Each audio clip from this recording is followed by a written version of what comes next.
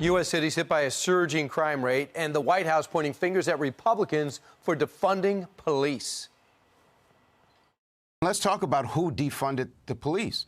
An emergency relief plan for cities that were cash-strapped and laying off police and firefighters. It was the Republicans who objected to it. And our plan allowed state and local governments to replenish their police departments. And so, look, Republicans are very good at staying on talking points of who says defund the police, but the truth is they defunded the police. You almost wait to hear the laugh track after Republicans defunded the police. Does anyone believe that? This is bipartisan lawmakers get a closer look at a preliminary deal on police reform. Joining us now, a man in the room from the site of his Senate re-election launch today, South Carolina Senator Tim Scott. Senator, I know you're excited about your bus trip, barnstorm around the state, try to get momentum for 6 more years to do this fun job that you have. But first things first, do you Republicans defund the police? Did I miss something? Brian, you didn't miss a single thing. That is the most ridiculous thing I've heard all year long. And we've heard some very ridiculous things from the Democrats. But this is not the icing on the on the cake. This is the most ridiculous thing ever said.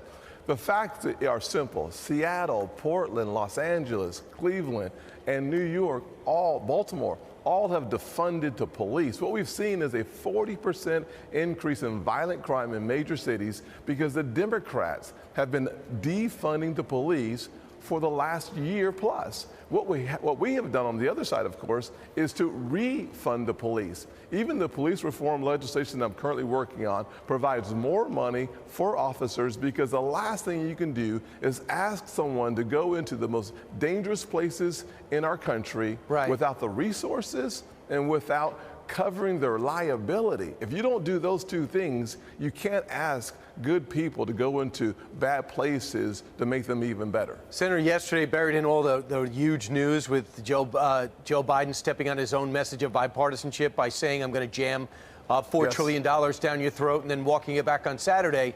I'm reading the story that the framework of police reform has been agreed upon with Republicans and Democrats. You're in that room. Did you agree to something? Well, we've agreed to the framework, so we know what's not in it, which is as important as what is in it. So there is a framework that's been agreed to, but the language itself is still being written. So nothing's agreed to until everything's agreed to, other than the fact that we know that we are not going to make it easier for us to criminalize police behavior, and we're not going to expose the officer to more liability. We know those two things are off the table, and that's good news for our officers. All right, so you're saying that the qualified immunity is off the table?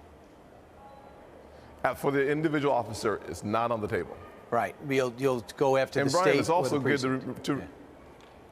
you're able to go after the jurisdiction, whether it's a local, state, or whomever, number one. Number two, I'd say it's also very important to realize that we have the law enforcement agencies, the NAPO, the FOP, IACP, the alphabet soup of law enforcement agencies and organizations are helping us craft the legislation. So we're not doing this in a vacuum or a silo. I'm sure Corey's talking to the civil rights groups on the other side, but we're making sure that what we do protects the officer and the community that they serve. If you can't do both, you shouldn't do either. And Senator, I know I don't have to tell you this, but in speaking to the number of officers that I speak to regularly, you have to make the job more attractive, not less attractive. You're losing people by the hundreds around the country. So you could blame all you want. The bottom line is the most vulnerable are the most vulnerable because the police officer numbers are going down and they're staying in their cars because they're told not to do anything. Well, all over the country, we're seeing that reaction because liberal cities and liberal councils and mayors are making targets out of police officers. It's the least common sense thing in America. I had a group of African-American leaders meeting with Attorney General Barr at the time here in South Carolina, and the question came up about defunding the police.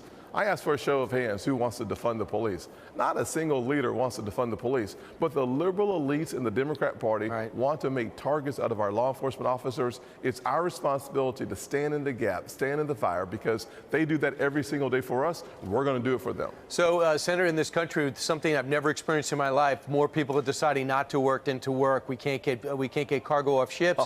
We can't get truck drivers behind the wheel of a car. And a lot of it has to do, even though Democrats say the data doesn't show that, that they say has a lot to do with the supplemental insurance. In about 20-plus states, they've cut the supplemental back. What are the after effects?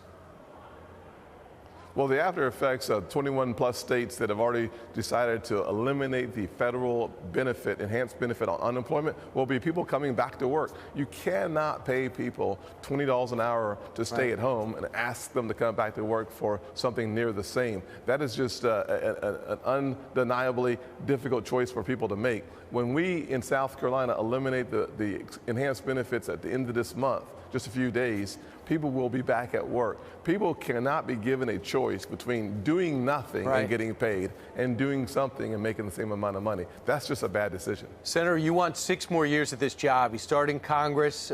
Senator DeMint stepped aside. He goes, I think Tim Scott will be great, and he was right. Very few people I know that don't think you're doing a great job. What's your message for 6 more years?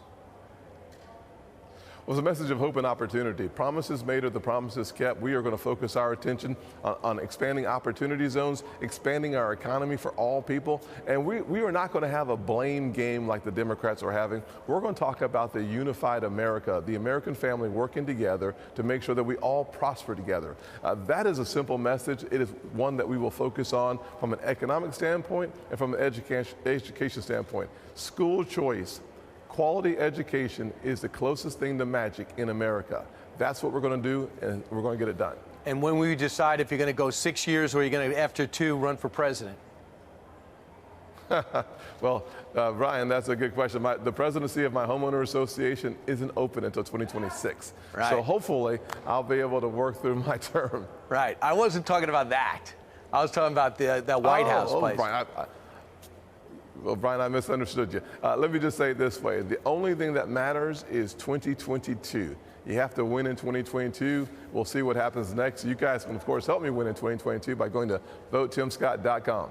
All right, he's going to be on a bus all day and getting off and talking to people. It's always exciting to launch a re-election campaign. Thanks for joining us first, Senator. Thanks, Brian. God bless. You got it.